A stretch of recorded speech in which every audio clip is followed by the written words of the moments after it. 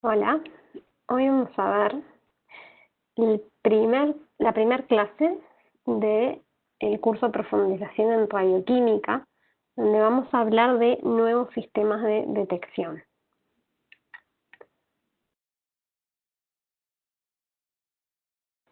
Como para recordar un poquito de lo que ya hemos visto anteriormente, es que vamos a hablar un poco de los detectores, ¿no? ¿Cómo funcionan los detectores? Cuando la radiación incide sobre el material detector y deposita allí su energía. ¿Sí? Entonces la radiación ionizante se absorbe en la materia por distintos mecanismos que dependen de las propiedades de la radiación, o sea, qué tipo y qué energía, si es alfa, si es beta, si es gamma, X, y qué energía tiene, y además de las propiedades del material absorbente. ¿Y para qué nos sirven los detectores? Bueno, por ejemplo, nos sirven para identificar un radionucleido, si sabemos qué tipo de radiación y por medio de un espectro, ¿sí? Nos sirven para cuantificar, para saber la actividad que tiene una determinada muestra, y también nos sirven para localizar un determinado radionucleido si estoy buscando, por ejemplo, un derrame, a ver dónde está, yo puedo hacer un monitoreo con un detector y ver en qué lugar estuvo ese derrame.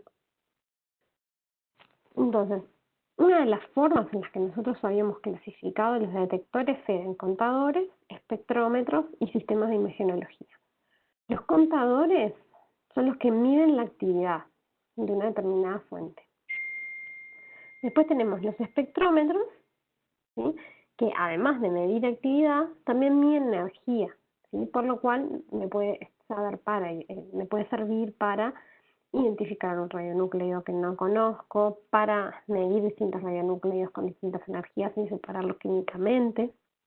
O también podíamos tener sistemas de imágenes, cuando poníamos un determinado espécimen entre un detector y una fuente, y ese objeto absorbe diferencialmente la radiación y en el detector se produce una imagen de ese objeto. Entonces, para recordar algunos parámetros importantes de los detectores: la sensibilidad o eficiencia del conteo, la linealidad de energías, el tiempo muerto del sistema y la linealidad de actividades. Vamos a recordar cada uno de estos brevemente, ¿sí?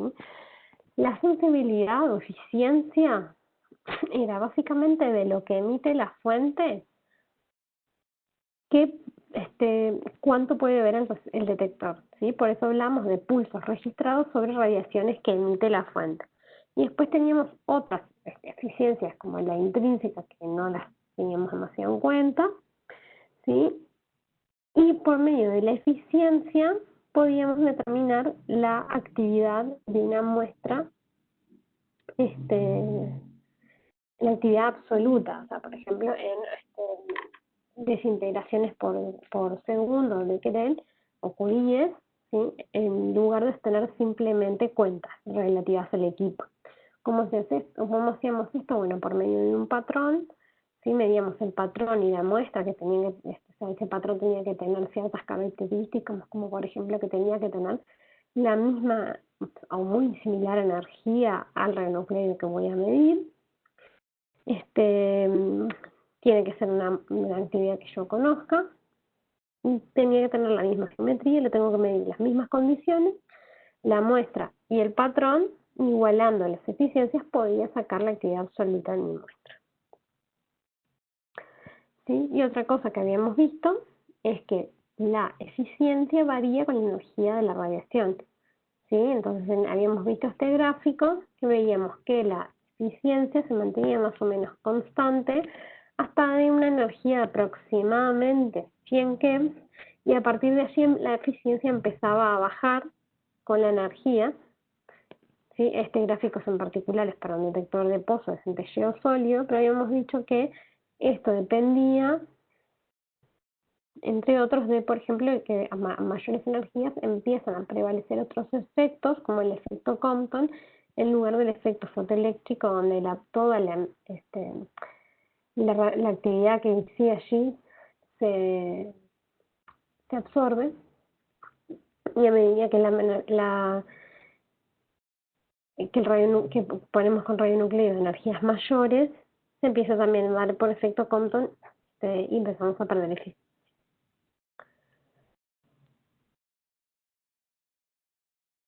Y lo que hacíamos era determinar la linealidad de la energía, ¿sí? Nosotros veíamos, o sea, lo ideal sería, y esperamos que siempre suceda, que si yo pongo un radionucleido con determinada energía, voy a tener un valor de conteo en un canal determinado, y si pongo una muestra que tiene el doble de energía, debería obtener el valor en el canal que tenga el doble del valor del original.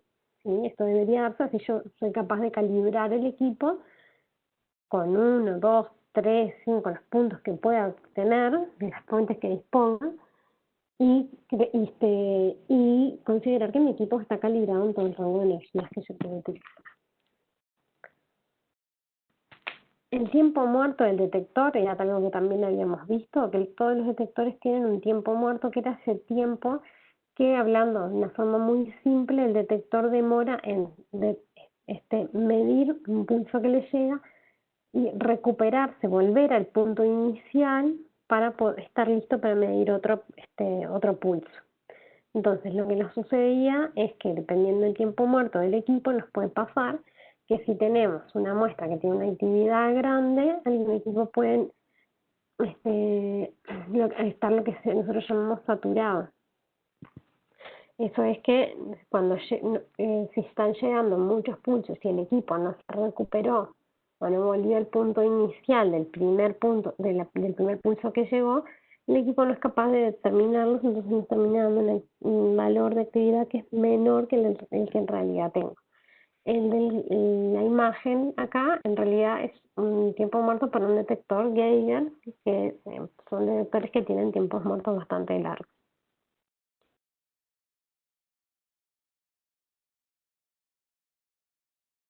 Entonces, para asegurarnos que estamos trabajando correctamente, lo que siempre teníamos que determinar era la linealidad en actividad, ver hasta qué valor puedo medir sin que el equipo esté saturado. Para ello medíamos muestras de distintas actividades, ¿sí? Actividades conocidas, y determinamos la actividad que nos muestra el equipo, y eso nos debería dar una recta hasta que cuando el equipo se satura, eso se empieza a aplanar. Y en esa zona sabemos que el detector está cuando el equipo empieza a perder la linealidad, entonces sabemos que ahí ya está saturado y en esa zona no podemos trabajar, y esto era algo que nosotros teníamos que conocer para los detectores, que es que siempre para todos los detectores que nosotros trabajamos. Bueno, entonces habíamos visto que teníamos muchos tipos de detectores, habíamos hablado algo de los ya muy conocidos detectores fotográficos, habíamos visto los detectores de ionización con campo eléctrico aplicado, los detectores de centelleo sólido. Hablamos de qué eran los detectores de centelleo líquido, pero los vamos a ver en este curso en más profundidad. Vimos también los detectores termoluminiscentes y mencionamos simplemente los detectores de semiconductores, que es lo que nos vamos a centrar en esta clase. ¿Sí? ¿Cómo es el material semiconductor? Bueno, si ustedes recuerdan, podíamos clasificar los materiales de acuerdo a su estructura de banda. Y si la banda de valencia y la banda de conducción están muy separadas, ¿sí? Con un ancho de banda de energía prohibido, que es la diferencia entre esas dos bandas, de un valor aproximado, más de 5 electronvolt, pero es un valor grande, eso significa que nuestro material es un aislante, que no es capaz de conducir la electricidad. Si esas bandas están juntas, ese material sería un conductor. Pero si están separadas, pero no demasiado, decimos que nuestro detector es un semiconductor. Si ven ahí en la imagen dice que ese ancho de banda de energía prohibida es aproximadamente 1 electronvolt, eso es para los detectores para los materiales semiconductores más tradicionales. Hay otros materiales semiconductores que tienen un ancho de banda mayor. Bueno, ¿qué es lo que sucede en un detector de semiconductor? La radiación llega e incide sobre el material y por efecto fotoeléctrico va a producir pares electrón huecos, ¿sí? esos pares electrón hueco van a migrar y vamos a medir un pulso de corriente. ¿Por qué nos interesan los detectores semiconductores? Tienen muchas ventajas.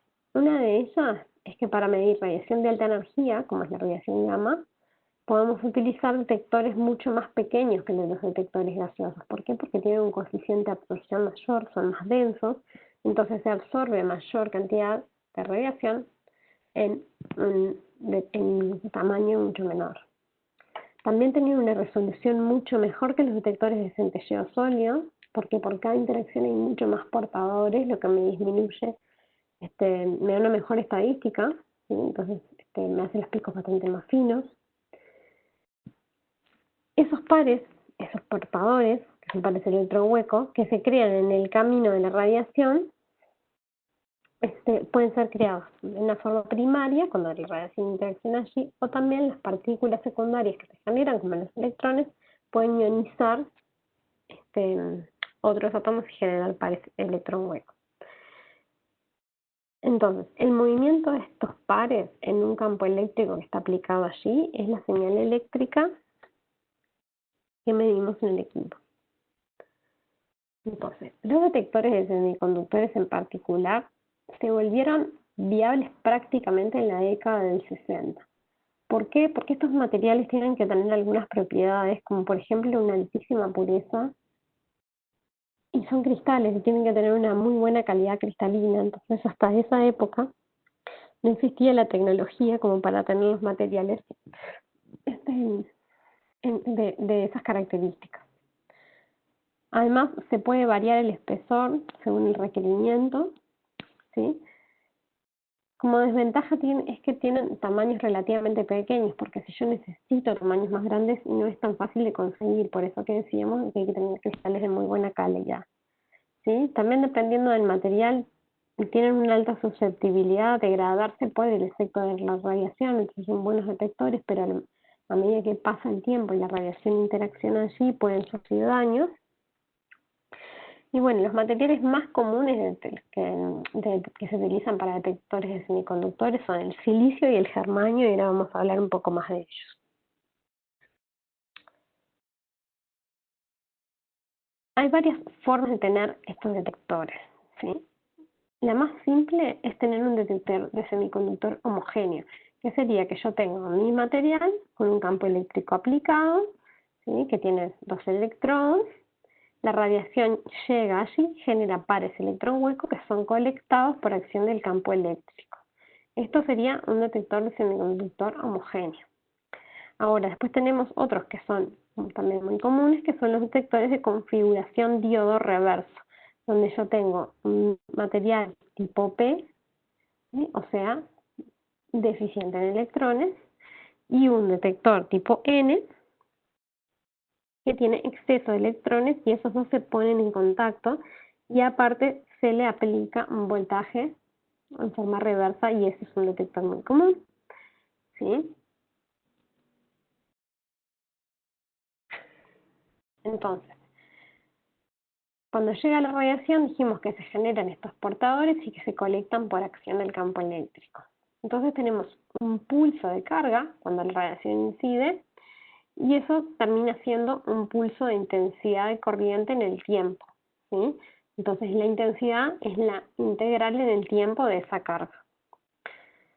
Ahora, tenemos un pulso, pero también podemos medir la altura de ese pulso. La altura de ese pulso va a depender de la energía de la radiación incidente.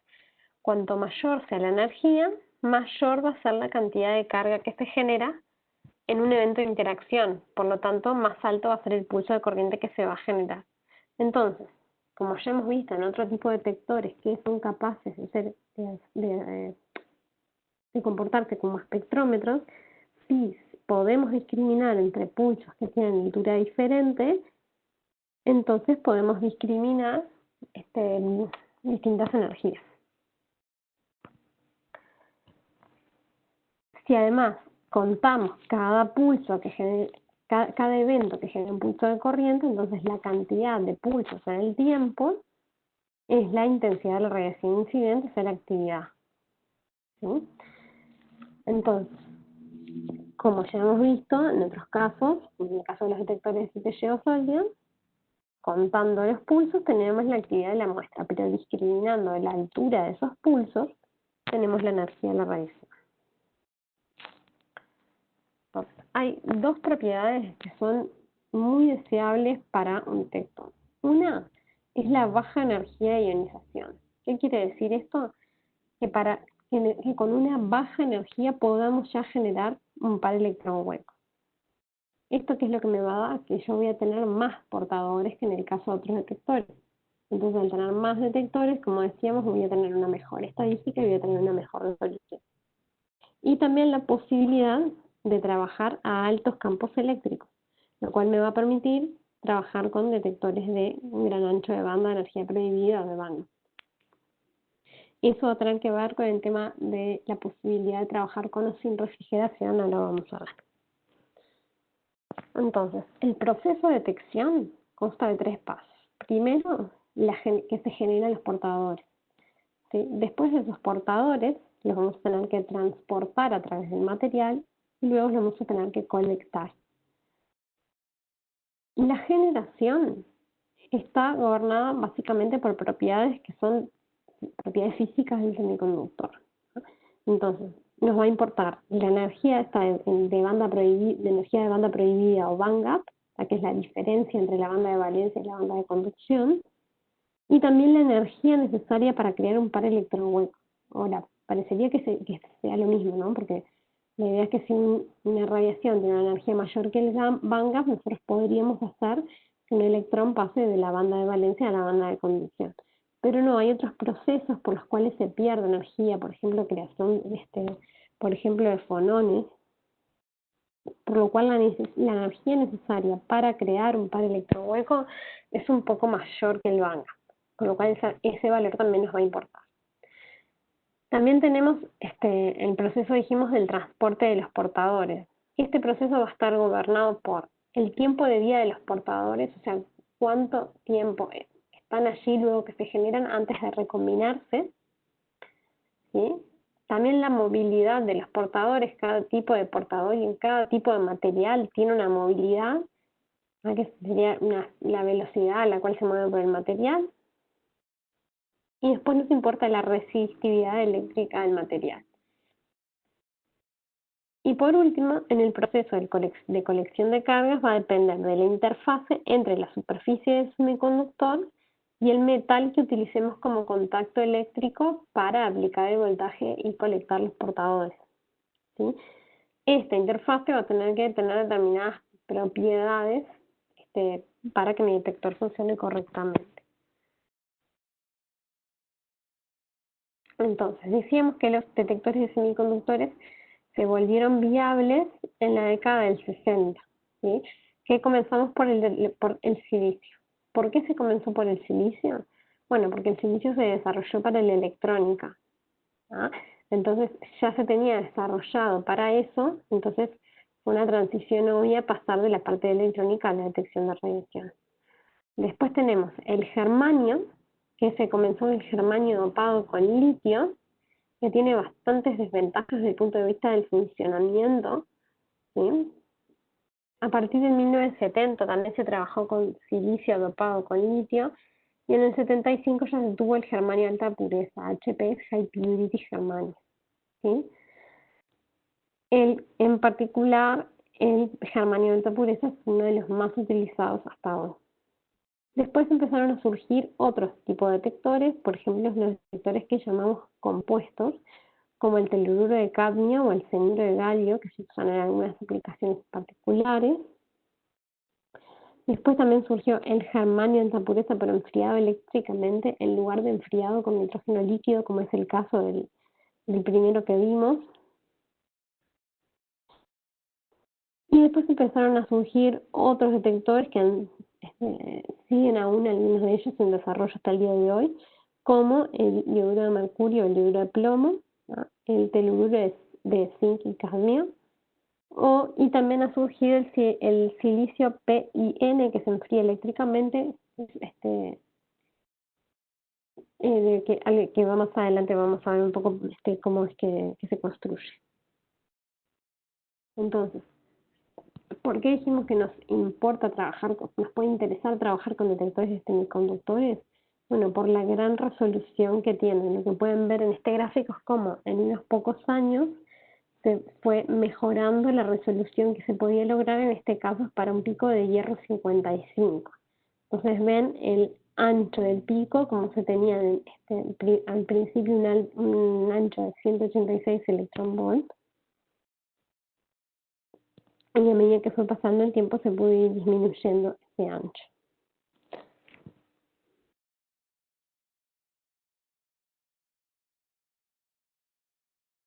Entonces, propiedades que van a determinar el desempeño del detector. Algo muy importante es, como dijimos, el Z y la densidad, ¿sí? Estas cosas tienen que ser altas para que haya una buena absorción por efecto fotoeléctrico. Nosotros queremos que llegue la radiación allí y sea absorbida completamente. También tenemos el coeficiente de absorción de la radiación, ¿sí? Que queremos que sea alto, porque de vuelta queremos tener una buena eficiencia, queremos que la mayor cantidad posible de lo que llegue allí sea absorbido. También que puedan crecerse cristales o films policristalinos o epitaxiales con una orientación muy buena, muy perfecta. Esto es porque dijimos que estos materiales tienen que tener una buena calidad cristalina. También nos importa, como dijimos, la alta energía de banda prohibida o bandgap. ¿Por qué nos interesa esto? Para tener una menor incidencia en la temperatura, ¿sí? Si nosotros tenemos este bandgap muy chico, vamos a tener muchos portadores que van a pasar de la banda de valencia a la banda de conducción simplemente por efecto de la temperatura. Entonces vamos a tener un ruido muy grande que no me va a permitir detectar la señal que se produce por la radiación correctamente, ¿sí? ¿Cómo se soluciona esto? Enfriando, pero en el caso del germanio se enfría con nitrógeno líquido.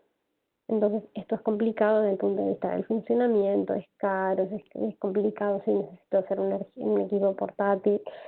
Entonces, yo voy a tratar de trabajar en lo posible a temperatura ambiente, o por lo menos enfriando de otra manera un poco más simple, como termoeléctricamente.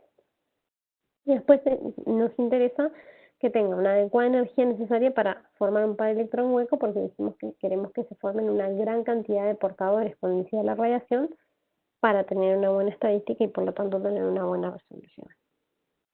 Entonces, lo que podemos ver acá es las propiedades de algunos de los semiconductores que se utilizan más comúnmente para detectores.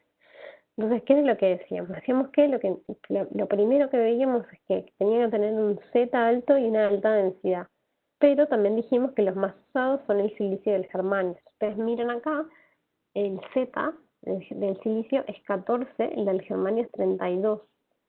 Ese número es bastante bajo si lo comparamos con los otros detectores que nombramos. Pero dijimos que se usan mucho, ¿sí? Y también dijimos que nos importaba un ancho de banda, un bandgap alto. Si ustedes miran, estos dos tienen un bandgap más bajo que todo el resto. O sea, no tienen las mejores propiedades físicas. ¿Pero por qué son los que más se usan? Bueno, porque la tecnología está desarrollada para poder hacerlo. Como dijimos, la tecnología fue desarrollada para la parte electrónica y es posible obtener materiales muy puros y cristales de buena calidad. Entonces, por más que las propiedades no son las mejores, sí son los que se cuentan con la tecnología como para hacer mejores cristales, por lo cual estos siguen siendo los que más se usan. Aunque algunos de estos se usan para algunas aplicaciones en particular y otros están en desarrollo. Entonces, lo que pueden ver acá es la energía necesaria para formar un par, que dijimos que era un poco más alta que el bandgap, ¿sí? En función de ese bandgap, ¿sí? Entonces, lo que vemos es que hay dos tendencias, ¿sí? Tenemos estos, ¿no? Que son los de bandgap bajo, tienen una alta energía para formar un par, y los de bandgap un poco más alta tienen una energía más alta, ¿sí? Entonces dijimos que los que tienen un bang-up bajo son los detectores clásicos, ¿sí? Como el silicio dopado con litio o el germanio de alta pureza. Y de estos se pueden hacer detectores que llamamos de unión, donde decíamos que poníamos un material tipo P y uno N, o unos silicios P y N, que tenemos uno dopado P, una parte intrínseca y una parte dopada N. Y después tenemos los detectores de semiconductor que tienen un bang-up mayor, que son los que llamamos detectores de semiconductores compuestos, que se usan homogéneos, o sea, se coloca el material tal y como está, sin hacer uniones dopado P y dopado N. Entonces, los detectores de semiconductores clásicos tienen una alta resolución en energía, ¿no? Tienen bajos tiempos muertos del orden de nanosegundos, pero no tienen la mejor eficiencia de conteo, que es relativamente baja. Y lo que hablábamos también es que hay que trabajar con ellos a temperatura de nitrógeno líquido o por lo menos enfriarlos termoeléctricamente. ¿Cómo son los detectores de semiconductores compuestos? Perdón. Tienen una mejor eficiencia, tienen unos espesores relativamente pequeños, que en algunas aplicaciones puede ser útil, pero también si necesitamos detectores más grandes puede ser complicado hacerlos y esto puede ser una desventaja. ¿Sí? De acuerdo al bang-up, pueden tener una buena resolución en energía a temperatura ambiente, o sea, lo ideal es que no sea necesario enfriarlos. ¿Sí? Al ser pequeños podemos tener sistemas que sean portátiles y livianos, y si es posible hacer films con ellos, podemos utilizarlos para imagenología directa y digital. Al final de la clase vamos a ver esto un poco más en detalle. ¿Sí? Entonces, estos detectores son el futuro en las tecnologías de detección, pero por más que hace muchos años que se están estudiando, muchos de ellos aún están en desarrollo. Entonces, ¿por qué decimos que nosotros hay que nos interesa tanto que el bang-up sea alto? Relativamente alto, ¿no? Es que porque la probabilidad de que se genere un par de electrón hueco por efecto térmico está dada por esta ecuación. Ustedes ven, tenemos T a la 3 acá y T acá abajo, ¿sí? Entonces, la probabilidad de que haya esa excitación por efecto de la temperatura va a depender de una relación entre el bang-up y la temperatura. Entonces, si no hay un campo eléctrico aplicado, los pares electrón hueco que se generan por efecto térmico se recombinan, ¿sí? Y tenemos un equilibrio, ¿sí? Donde la concentración de esos pares electrón hueco será proporcional a la velocidad de formación. Esa concentración es una función de temperatura, ¿sí? Y eso, si lo enfriamos, va a disminuir drásticamente. Entonces, el detector ideal, no tendría que tener carga en ausencia de radiación. O sea, si no hay radiación, yo no debería ver ninguna señal, ¿sí? Eso sería lo ideal, pero eso no sucede. Por más bueno que sea un detector, siempre va a tener una corriente, que es lo que yo llamo la corriente en el oscuro, ¿sí? Una corriente que en ausencia de radiación siempre hay algo, ¿sí? Y lo otro que debería suceder, idealmente, es que yo tenga muchos portadores cuando sucede un evento de radiación. Entonces, para disminuir esa corriente que se genera solamente por efecto térmico, muchos detectores se enfrían, ¿sí? Con nitrógeno líquido o termoeléctricamente, como decía.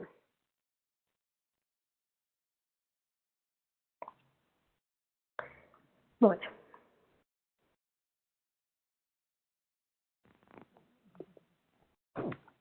si hablamos de la movilidad de esos portadores que se generan, recordemos que siempre nuestro detector tiene un campo eléctrico aplicado, entonces con ese campo los electrones y los huecos van a migrar, ¿sí? El movimiento va a ser una combinación de la velocidad aleatoria, que es debida a la temperatura, y una velocidad que depende de la dirección del campo eléctrico aplicado.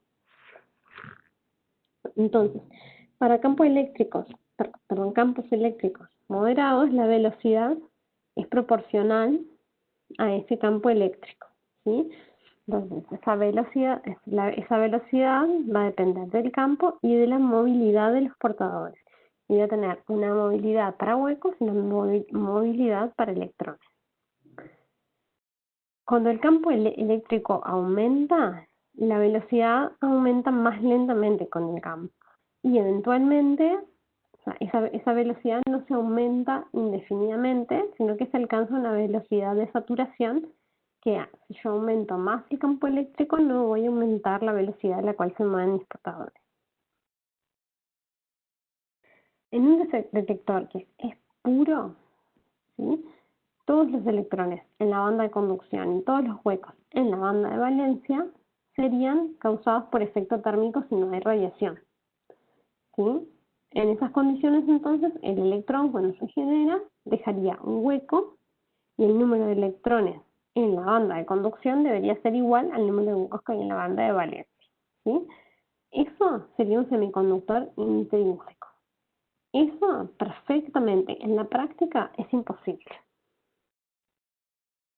¿Por qué es imposible? Porque por más que yo purifique el material, siempre va a haber impurezas, ¿no?, que van a quedar como un residuo de la purificación, o si no, también puede ser que se dope intencionalmente, o sea, que yo se coloque impurezas por alguna razón, porque a mí me interesa una propiedad que producen, ¿sí?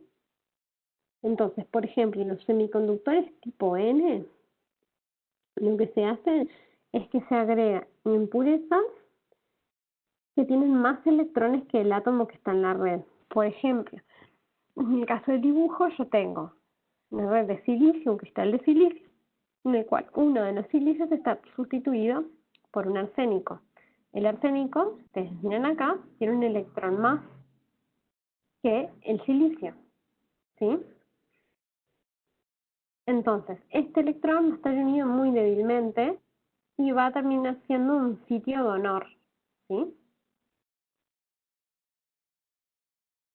Entonces, la concentración de electrones de esa impureza va a ser alta, considerando la concentración de electrones que yo tendría si el semiconductor fuera intrínseco.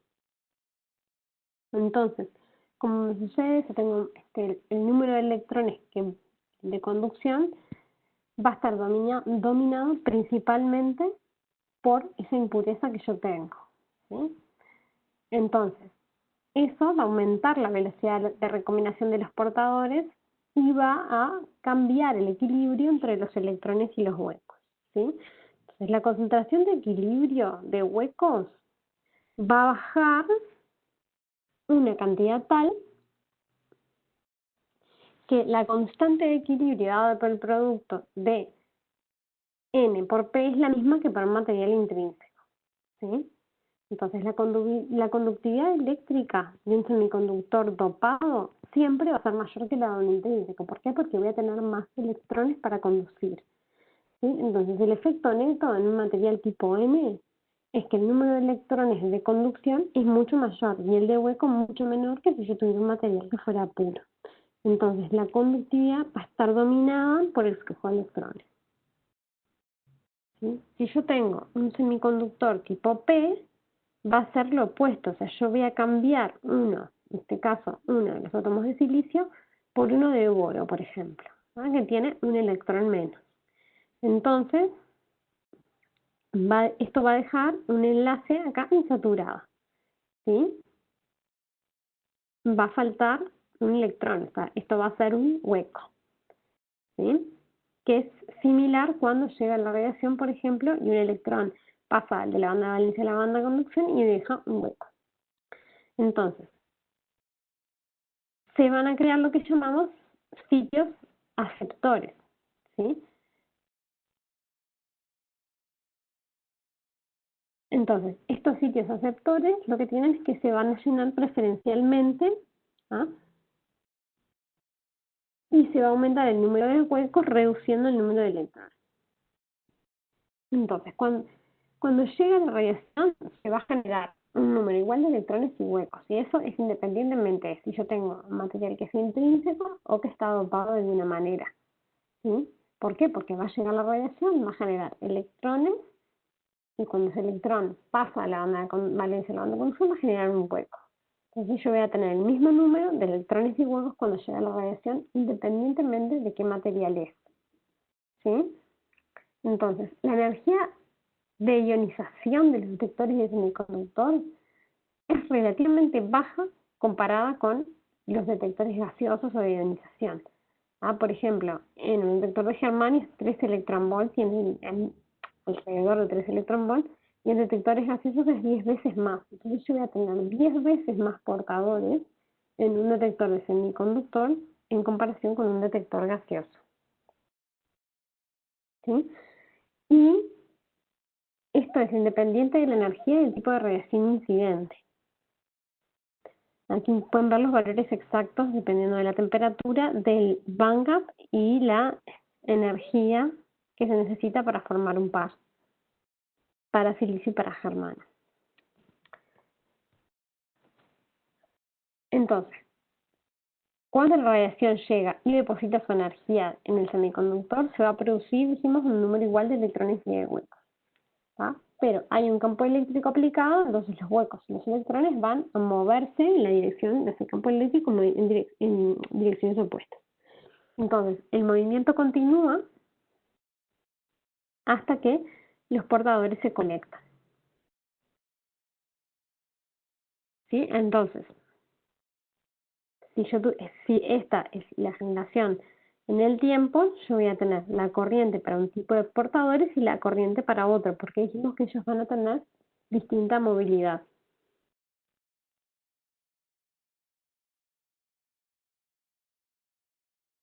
Bien, entonces, para el caso de los semiconductores de unión, dijimos que el semiconductor de unión era cuando colocábamos el material tipo P y tipo N en contacto, ¿sí?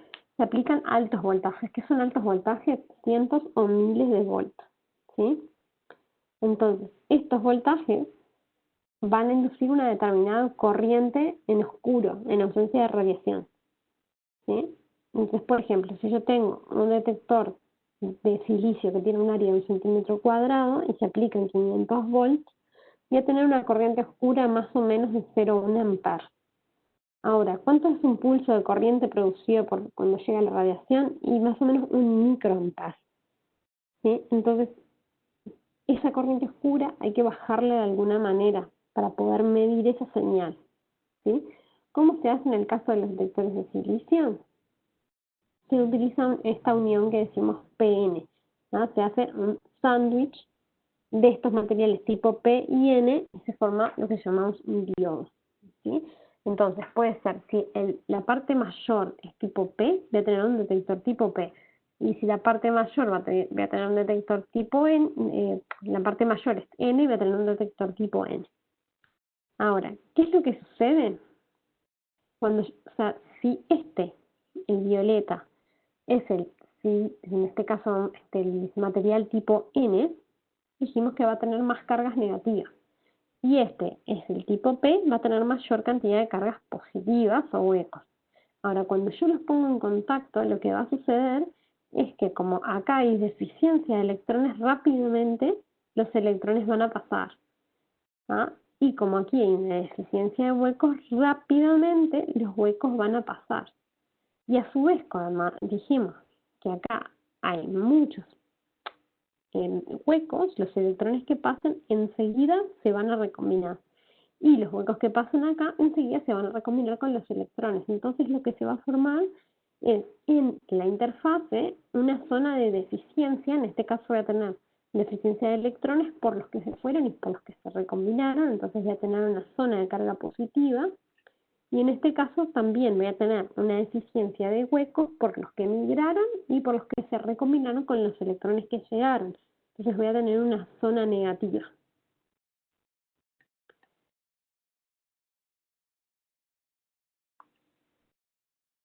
Perdón. Entonces, la concentración que yo tenía originalmente, lo que llamamos Na, de aceptores, era constante. Ahora, cuando tenemos una impureza tipo N, que va a difundir en el cristal, voy a tener una concentración de impurezas que vamos a llamar ND, ¿no? Entonces, o sea, cerca de la superficie habíamos dicho que podíamos hacer que ND superara a NA, ¿sí? Entonces vamos a tener mayor densidad de electrones de conducción y en la región P vamos a tener una densidad menor, ¿sí? Entonces, en la unión vamos a tener ese campo eléctrico que se produjo, vamos a tener una discontinuidad en la densidad de electrones, ¿sí? Entonces va a aparecer un campo eléctrico que va a disminuir la posterior difusión de portadores allí, ¿sí? Y eso es lo que se llama la depletion layer, ¿sí? O región de agotamiento en un semiconductor de unión.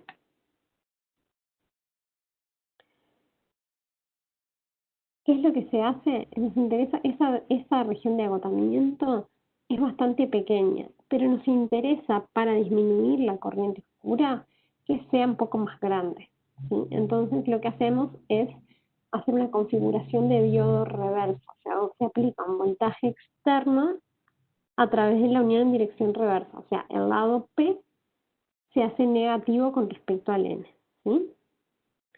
Entonces, esa diferencia de potencial que se había generado cuando pusimos en contacto ese material tipo P y tipo N, se mejora, ¿sí?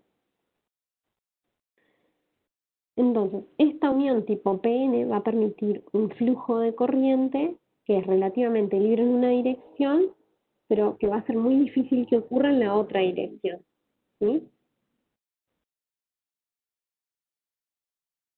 Y lo que vamos a tener es que al final vamos a tener, o sea, nadie nos va a pedir que sepan mucho de electrónica para esto, sí, pero al final lo que se logra con esta configuración es tener una mejor solución en energía, ¿sí? Y la parte que funciona efectivamente como detector es esta región de agotamiento y o sea, determinando el tamaño de esa región podemos estimar el tamaño de lo que realmente funciona como detector, ¿sí? Entonces, los detectores de silicio diodo, estos PN, se utilizan para espectroscopía de partículas cargadas, ¿sí? Entonces, tamaños son relativamente pequeños, entre 1 y 5 centímetros cuadrados, ¿sí? Pero la región de agotamiento es aproximadamente de 1 milímetro, ¿sí? Entonces, como esta región de agotamiento es bastante pequeña, por eso se utiliza para partículas cargadas, porque se acuerdan que tenían un rango relativamente pequeño, especialmente las partículas alfa, ¿sí? Ahora, ¿cómo son los detectores de germanio de alta pureza? Porque si nosotros queremos detectar radiación gamma, usamos preferentemente detectores de germanio de alta pureza, ¿sí? Usamos el germanio, entre otras, porque tiene un coeficiente de absorción mayor a la radiación, ¿sí? Y se usa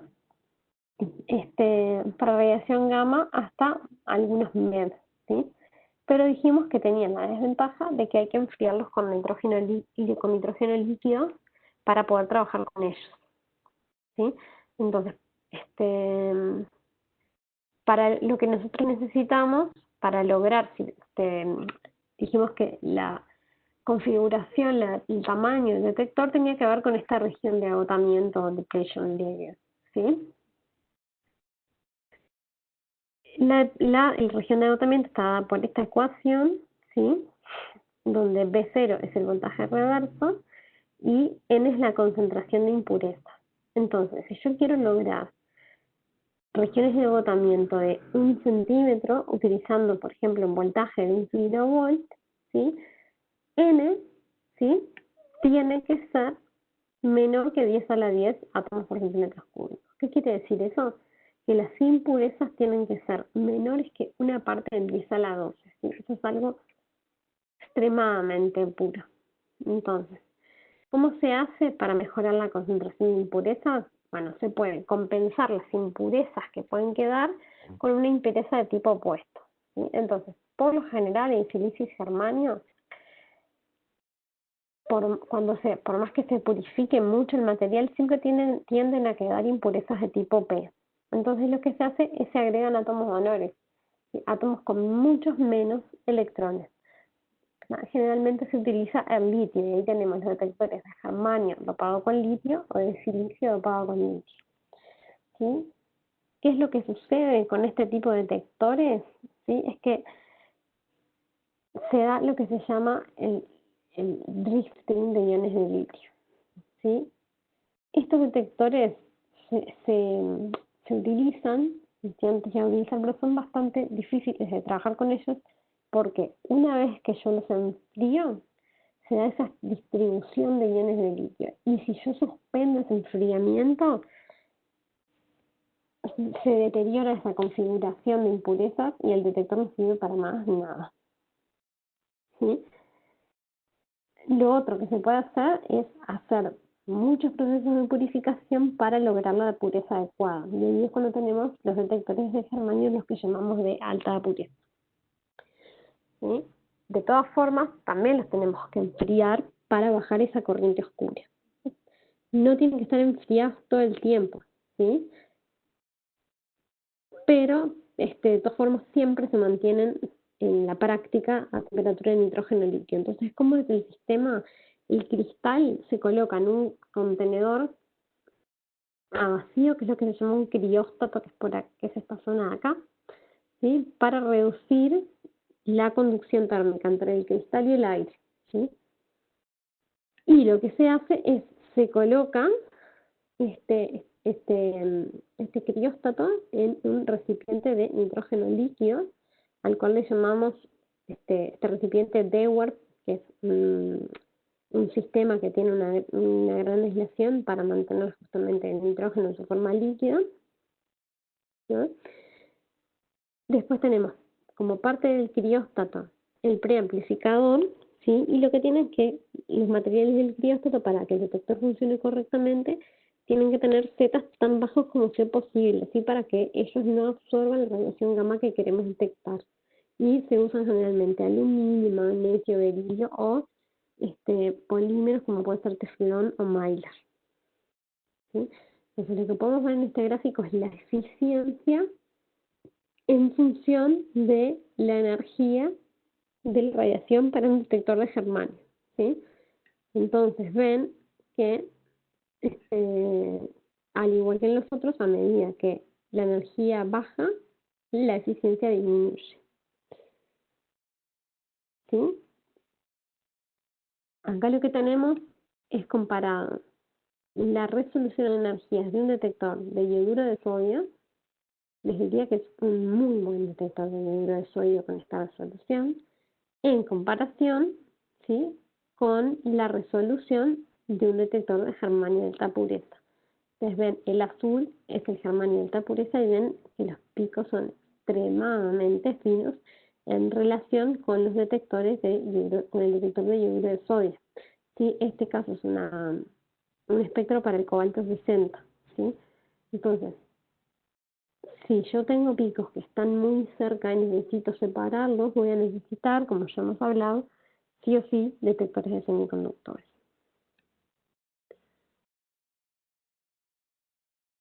Este es un ejemplo que vimos en el curso de Fundamentos de Radioquímica cuando hablamos de detectores de semiconductores. Esto es la misma muestra, ¿sí? Es un tejido de pulmón activado con neutrones, en el cual, en este caso, la curva de arriba está medido un detector de yoduro de sodio y la curva de abajo está medido con un detector de germanio con litio. Ven que si yo necesito separar, por ejemplo, estos picos o estos picos de acá, con un detector de yoduro de sodio es imposible. Entonces sí o sí yo necesito, ya sea para algo como esto, que es bastante complejo, o para, por ejemplo, puede ser para medidas de muestras ambientales que pueden tener muchos picos, voy a necesitar detectores de semiconductores.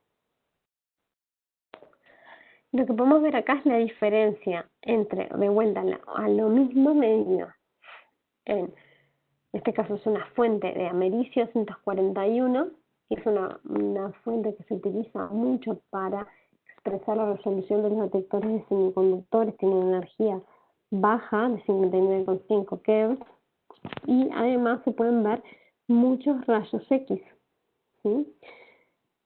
Y acá pueden ver la resolución que tiene un detector de germanio friado con nitrógeno líquido, y pueden ver la resolución de un detector de silicio dopado con litio con nitrógeno líquido. Si bien la resolución es buena, es mucho mejor la resolución para el caso del detector de germanio, ¿sí? Podemos ver acá, esto es un ejemplo, un detector de silicio, ¿sí? que está, en este caso es un contador, es un dosímetro, algo que lo que me permite es ver directamente a qué cantidad de radiación se está exponiendo una persona en el momento sin necesidad de revelar. ¿Sí? Y en este caso seguramente está enfriado termoeléctricamente, ¿sí? Pero no es necesario en este caso el silicio enfriarlo con nitrógeno líquido. Este es un sistema de germanio de alta pureza que sí necesita ser enfriado con nitrógeno líquido. Este es el DEWAR donde el nitrógeno está acá y esto es el crióstato. Bien. Después, para hablar brevemente de los detectores de semiconductores compuestos, los más desarrollados son el telururo de cadmio y zinc, y el dioduro de mercurio no tanto como los de telururo de cadmio, ¿sí? Pueden trabajar sin enfriamiento, que sería lo ideal, o con un enfriamiento moderado. Habíamos hablado que puede ser termoeléctrico, debido a que tienen un backup bastante grande, bastante más grande, ¿sí? Tienen como ventaja que podemos utilizar, como tienen densidades más altas y zetas más altos, podemos utilizar tamaños menores que silicio y germanio. Pero como dificultad es que por más que se ha investigado muchísimo, todavía se sigue trabajando en lograr cristales adecuados, ¿sí? Porque tiene bastantes complicaciones los métodos de lograr cristales de buena calidad, ¿sí? El problema del telururo de cadmio es que no se colectan correctamente los electrones y los huecos, por lo cual, por más que se ha estudiado un montón, la resolución en energías no es comparable con la buena resolución que veíamos en los transparencias anteriores que se puede obtener con detectores de silicio de germanio. El yoduro de mercurio en particular tiene una eficiencia enorme para absorber energía gamma, ¿sí? El 85% de los fotones de gamma de 100 keV se absorben en 1 centímetro, ¿sí? Mientras que para absorber la misma cantidad necesitamos 2.6 milímetros de cadmio o 10 centímetros de germanio. Perdón, es 2.6 centímetros de telururo de cadmio, ¿sí? Entonces, su gran band gap hace que tengan una corriente oscura baja, por lo cual no necesitan esta zona de agotamiento, por lo que se pueden utilizar lo que llamamos, como hablamos al principio, detectores homogéneos, sin tener que tener esta región P y esta región N que ponemos en contacto. ¿Qué problemas tienen? Además de la dificultad de crecer cristales, bueno, que su superficie se degrada muy fácilmente y que en general los huecos tienen una muy baja movilidad en comparación con los electrones. ¿Sí? Si volvemos a ver, vemos que tenemos un Z mucho más alto para el caso del telururo de cadmio, incluso más alto para el caso del dióxido de mercurio. Entonces, para algo que se usan, por ejemplo, los de telururo de cadmio, es para en los detectores de ganglio centinela en operaciones de cáncer de mama, ¿sí? Lo que se hace es se le inyecta a la persona que se va a operar con un radiotrazador que va específicamente a las zonas donde hay tumor, y en la operación lo que se hace es, con una pequeña sonda, ir viendo dónde, en qué lugar, ¿sí? Se detecta radiación, y donde se termina de detectar radiación, entonces se saca solamente el tejido tumoral, el ganglio tumoral, y no se saca ganglios que no tengan tumores, ¿sí? Y la operación resulta ser mucho menos invasiva. Entonces, muy cortito, ¿por qué nos interesan tanto los detectores directos? Y yo les voy a decir que nosotros trabajamos en la cátedra en investigación en esto. ¿Por qué nos interesan tanto los semiconductores? Bueno, por todo lo que dijimos antes, que tienen mucha mejor resolución, tienen mucha mejor eficiencia, y esto es por las propiedades del material y porque además el método por el cual yo detecto es directo. O sea, llega la radiación, genera los portadores, y esos portadores ya son mi señal, ¿sí? En el caso, por ejemplo, si yo utilizo los detectores para imagenología, es una de las aplicaciones que nosotros estudiamos, ¿sí? En el caso, por ejemplo, de una placa de rayos X, la señal se dispersa bastante en esa placa. Y si yo lo tengo en otro tipo de detectores que generan luz en el medio, también eso se dispersa bastante y hace que las imágenes no sean tan nítidas como nos gustaría. ¿sí? Entonces, si yo quiero hacer imagenología, ¿cómo podría ser? Bueno, podría tener, o sea, yo voy a necesitar un detector de área para hacer una imagen, ¿no? Entonces yo podría tener muchos detectores chiquititos uno al lado del otro, podría tener un gran cristal y hacer lo que serían los píxeles de la imagen, ¿sí? En un arreglo, o podría tener un film, o sea, cristalitos depositados en una superficie en 2 dimensiones. ¿Ah? Esos cristalitos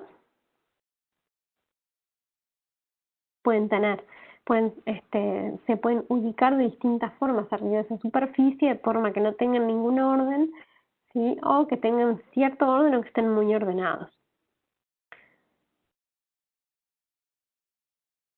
¿Sí? Entonces, ¿por qué es que nos interesan tanto los métodos directos para obtener imágenes?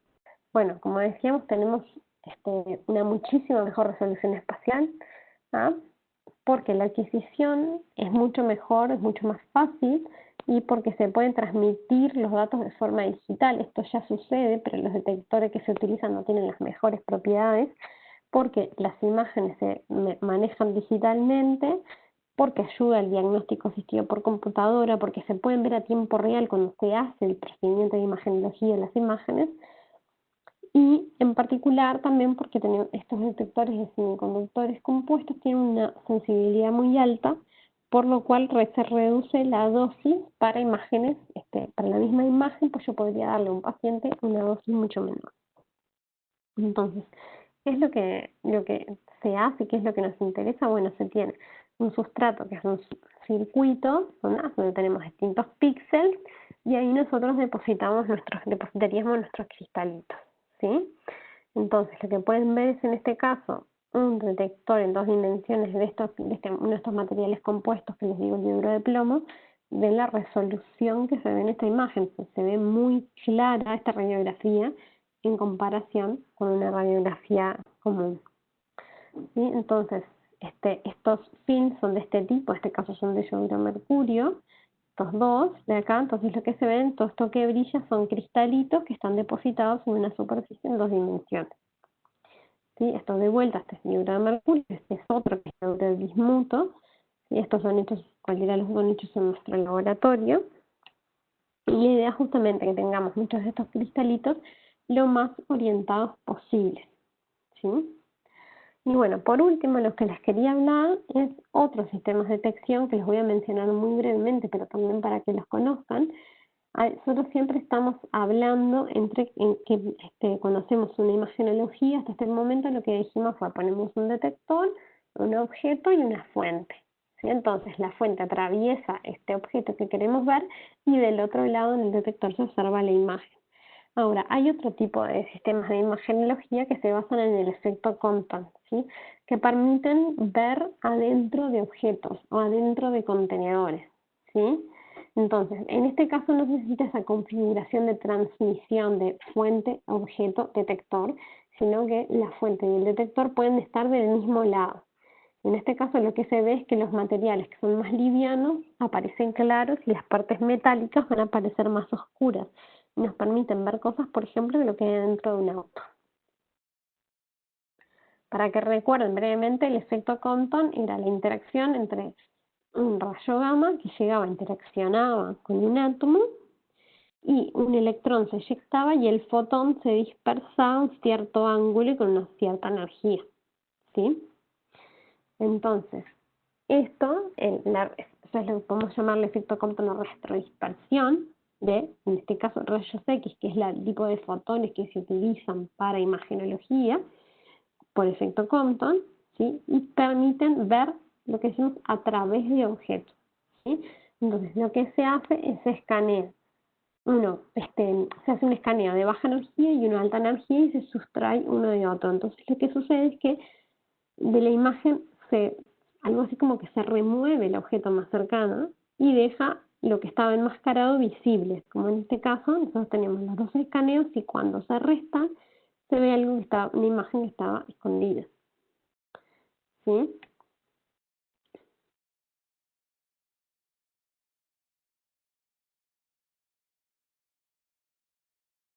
Entonces, tenemos como ventajas es que se pueden obtener imágenes desde un solo lugar, de un solo lado del objeto, y se pueden mostrar más de una capa, o sea, se pueden sustraer distintas capas, y se obtienen imágenes muy rápido. Por ejemplo, si yo quiero ver un ala de avión, si tiene un daño, por ejemplo. Algo que ustedes habrán visto eran unos escáneres que antes funcionaban en los aeropuertos, ahora se hacen con otro sistema, porque la idea es no irradiar a la gente necesariamente con rayos X, pero los primeros sistemas que se usaron de ese tipo eran con rayos X, que la idea es que son estos detectores que ven a la persona desnuda. Lo que se hace es sacarle la ropa a la persona con este sistema y ver cosas que pueda traer escondidas. Todos estos sistemas tienen un software que no permiten que la persona que está inspeccionando vea partes íntimas del que quiere ver, pero lo que se hace es justamente se saca toda la ropa en la imagen y se ve cosas que pueden traer ilegales. Perdón. Y por último, si les quiero comentar solamente, porque sin ningún tipo de detalle, también el efecto Compton se usa para hacer imágenes de galaxias o de estrellas que pueden estar muy lejanas, ¿sí? Entonces, lo que se utiliza, o sea, uno de los ejemplos es el telescopio de imagenología Compton, ¿sí? Que está en un observatorio. Entonces lo que utiliza son 2 capas de detectores gamma para reconstruir una imagen de una fuente que tiene una radiación muy alta pero que está muy lejos, ¿sí? Entonces tienen una capa que es un centelleador líquido y después tiene una capa de centelleos sólidos, ¿sí? Y lo que permite ver, ya les digo, sin ningún es bastante complicado esto, yo no soy ningún especialista en esto, pero lo que permite es ver, ya les digo, imágenes de cosas, de objetos de galaxias que están bastante lejanos. Bueno, acá les dejo algunas referencias en las cuales me basé para preparar esta clase. Bueno, nos vemos entonces en la próxima clase que les toque conmigo.